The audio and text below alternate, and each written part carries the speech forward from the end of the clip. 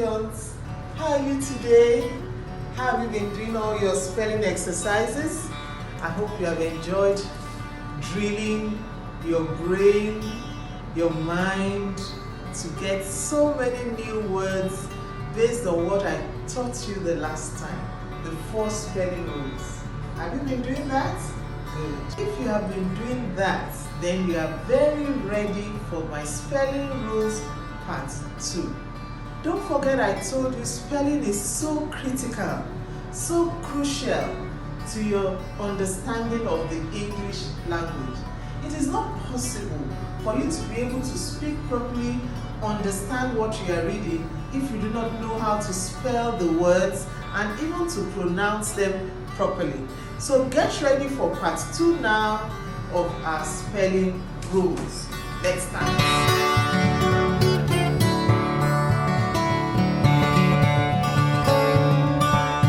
So, we learned the first 4 rules of spelling.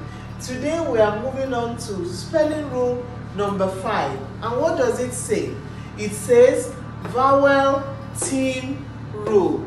Don't forget I told you that team is when there is a group of words or a group of items or objects together. So when you hear vowel team, you should know that it means that there are 2 vowels together. So it says when 2 vowels go walking, the first vowel does the talking and says its name. Don't you like how it rhymes? When 2 vowels go walking, the first vowel does the talking and says its name. This is what it means. The first vowel talks and the second vowel is silent. Let me show you what that means. These are 2 vowels, A and I. It's a team, A and I. Now you see this word, how do you pronounce it? You don't say pine because there is A and I. You say pain. That is, the first vowel does the talking, A, and the second vowel, I, is silent. Do you understand, children? So you have pain and rain. These are 2 vowels. This is simple. E, E together. It's see, tree, feel. Now, you have 2 vowels now, O and A. So this word, you don't say boats or quats. Don't forget our rule. The first vowel says its name. The name of this vowel is letter O. Don't forget, the name of a vowel or the name of a letter is different from the sound. So this is vowel O. So O-A, this is silent, this does the talking. So you have boats and coats. Now here you have O and E. How do you pronounce it? Toe, foe. Now you have 2 vowels, E and A. Now, this is pronounced leaf, not leaf. Don't forget, this vowel does the talking and this vowel is silent. So this is leaf and this is me. This is letter I. So it is lie and tie. This is letter U and E. So when you see this word, this is silent, this does the talking, glue, blue, and sue. So that is our 5th vowel team rule. Did you understand it? Very, very good. Now we're going to our 6th rule in spelling. My wonderful spellers, to our 6th spelling rule. Letter C and G. If the letters C and G come before the letters A, O, or U, then use the sound of the letter. Again, if the letters C and G come before the letters A, O, or U, then you use the sound of the letter. This is an example. This is letter C. This is A. C before A. What is the sound of C? So it is cat. This is O, cut. This is cup. So A, O, U. When you have them after the letter C, you say cat, cut, cup. Let's go to the letter G now. When you have A after G, this sound is G, G. So you have game. When it is followed by O, you have got. When it is followed by U, you have gone. So the pronunciation of this is letter G pronounced as G. So game, got, gone. Now let's look at the other side. However, if the letter C and G are followed by I, E, or Y, they produce a soft sound. This is an example. This is letter C. So if we were to use sound, you will say K. But because it is followed by I, so it is soft. So you don't say cider, you say cider. It's soft. You say cider. Now it is followed by E here. You don't say kel, you say cell. Cell. Here it is followed by Y. You say cycle.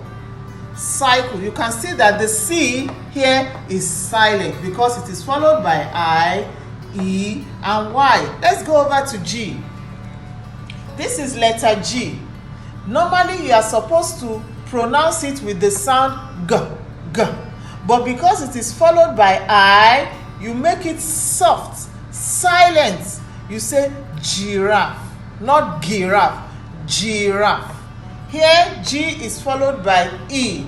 You don't say generator, you say generator. Make it soft, generator. Here Y follows G. So you don't say gym, you say gym. So let's go over it again. Giraffe, generator, gym. G is followed by I, E, or Y. And here C is followed by I, E, and Y. So it is silent. Cider, cell, cycle. So that is our 6th spelling rule. I want you to take your exercise book and practice this rule, trying to get as many words as possible that start with C and G, following these rules, and you'll be able to spell better and understand how to pronounce words better. So children, we're on our 7th spelling rule. When I and E are together, the letter I normally comes before E, except after C. I repeat, when I and E are together, the letter I normally comes before E, except after C. Let me give you an example. Here you have brief, there is no C, so I comes before E. Thief, I comes before E. Friend, I comes before E. In these 3 words, there is no C, so I comes before E. Now, let us look at this word. There is a C, so E comes before I. So this is receipt. Now, there's also an exception. When it sounds like A, when a word sounds like A in between, then E comes before I. For example, when you have way, it sounds like A, so E comes before I. Rain, it sounds like A, so E comes before I. Neighbor sounds like A, so E comes before I. So even though there is no C in these words, E comes before I because it sounds like A. So children, that is our 7th spelling rule. I want you to take your time and understand this particular spelling rule because it has exceptions. In the English language, a lot of the rules always have exceptions. So you have to understand, you have to keep on practicing, and then you will get used to the spelling of those words. Now we go to the 8th and last spelling rule for today.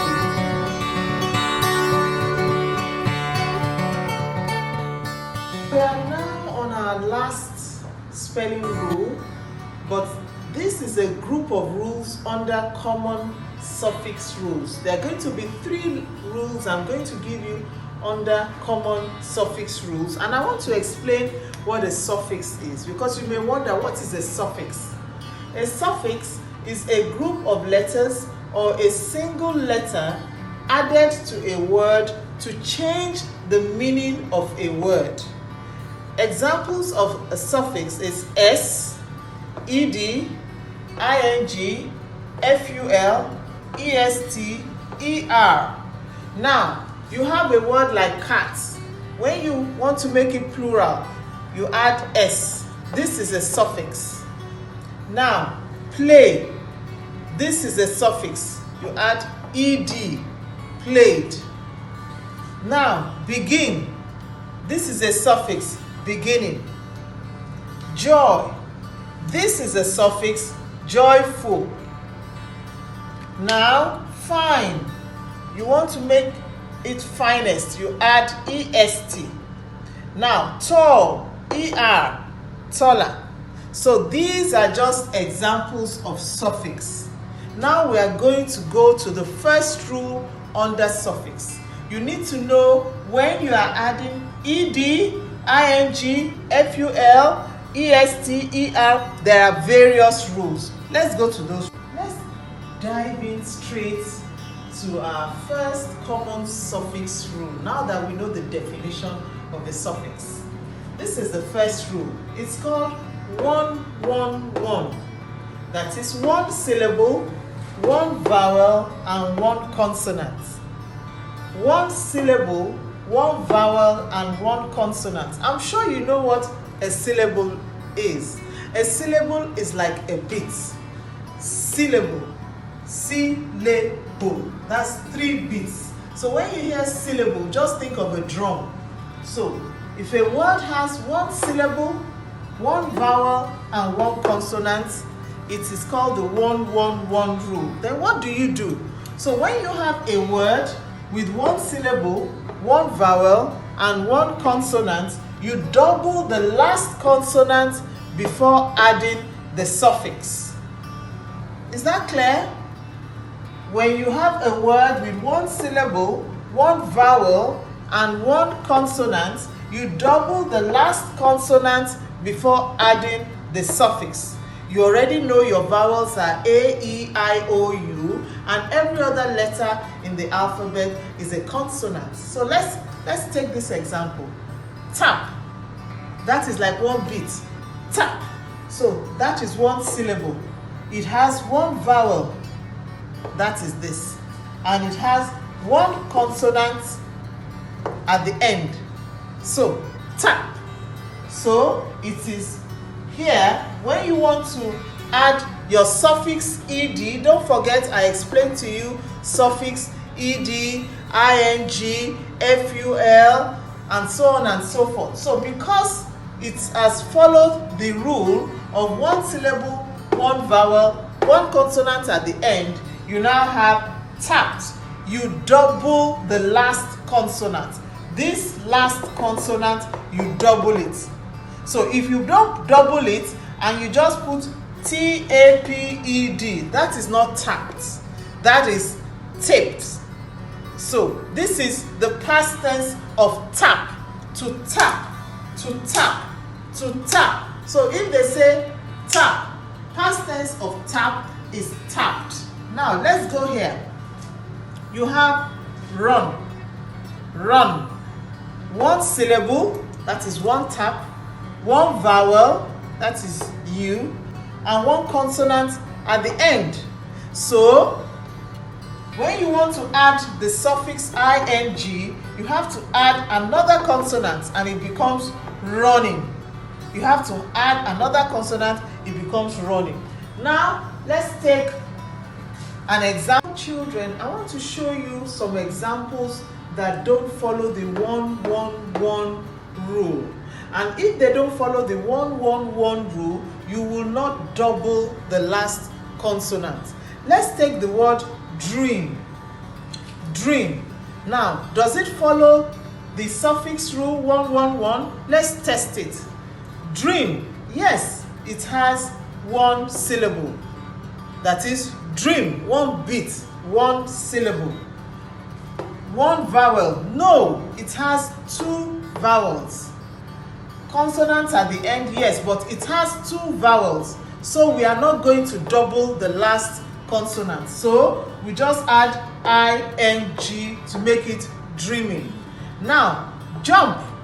Yes, jump has one syllable, like a beat. Jump. And it has one vowel, U. But does it have one consonant at the end? No.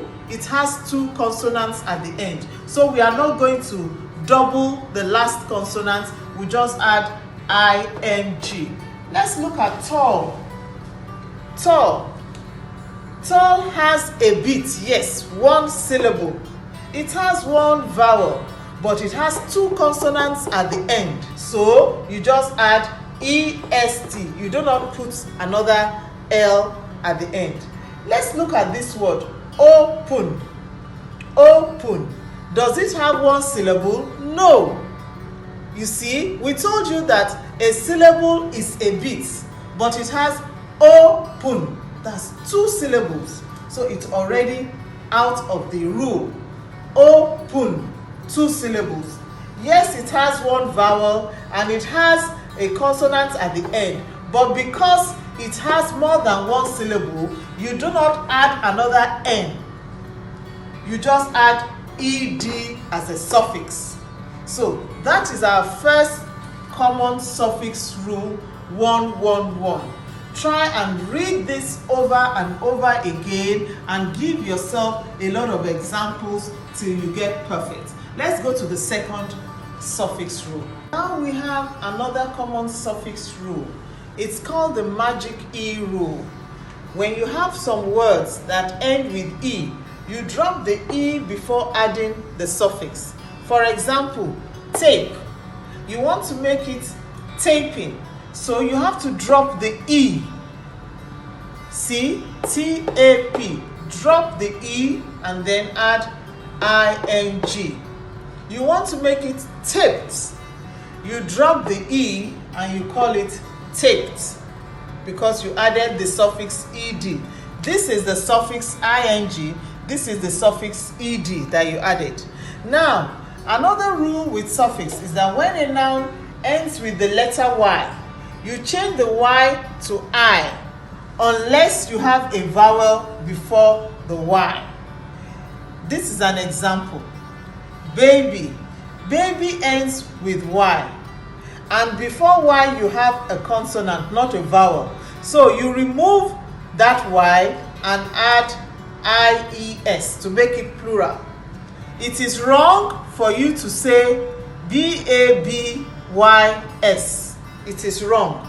Okay? So you have to add IES, remove the Y. Now look at monkey. Look at monkey. Let's look at our rule. A noun that ends with letter Y, you change it to I. But if there is a vowel before the Y, like E is a vowel, you just leave the word and just add S. So can you see it here? This is baby changed to babies, but for monkey, because there's a vowel before the Y, we just add S. Don't forget S is our suffix in this instance. Let's go to another suffix rule. Now this is another suffix rule. You need to know when to add ES to a word or S. For example, if a word ends in CH or SH or S or X or Z, you add ES. Let's take some examples. Let's look for a word that ends in CH, like beach. You add ES, beaches. A word that ends in SH, like wish, becomes wishes. A word that ends in S, like bus, it becomes buses. You add ES. A word that ends in X, it becomes boxes.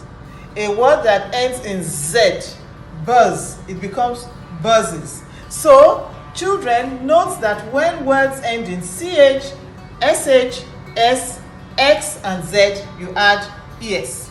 There are some exceptions. Like I told you, in English language, there are always rules and some exceptions. With practice, you get to know these exceptions. Look at this word, tomato. It doesn't end in CH, SH, SX, or Z, but the plural of tomato is tomatoes. You add ES. Same with potato. So these words are exceptions. It is potatoes. However, for most words in English language, you add S to make them plural. You have toys, books, pencils, bags. All these words you add S. They do not end in CH, SH, S, X, or Z. So you add S and not ES. So my wonderful spellers, that has been a wonderful experience. We've been able to learn 8 spelling rules. I'm sure you've enjoyed yourselves and you've learned a lot of new things. Very good. Spelling can be very interesting. You need to practice, however. Don't depend on just what you've learned today. Go back, pick up your books, and start learning new words. Start looking at the rules and see if you are very good at all the spelling rules. Don't worry if you make a mistake. It's part of learning. There is nobody that ever stands without falling. You fall and you rise again. So when you make a mistake, just go back, erase it, and start again. And very soon, you will be a spelling champion. So from now on, we're going to have spelling drills, spelling quizzes, spelling bee competition, and I know you are going to excel. Tell me you are going to excel. Yes, I can hear you saying, Mrs. Onafowokan, I'm going to excel, because I know you are all excellent children. Thank you for participating in all the rules. Thank you for learning the rules. Make sure you write everything down and practice and practice and practice. Practice makes perfect. See you next time. Bye.